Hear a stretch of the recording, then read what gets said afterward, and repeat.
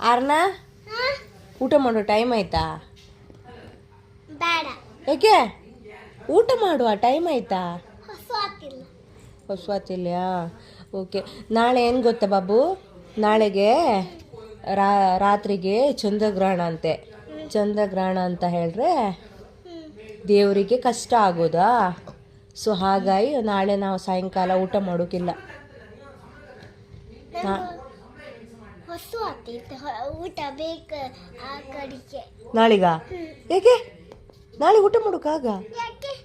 ನಾಳೆಗೆ ದೇವ್ರಿಗೆ ಕಷ್ಟ ಅಲ್ಲ, ಹಿಡಿಯುವ ಹೊತ್ತಿಗೆ ನಾವು ಊಟ ಮಾಡೋದಾ?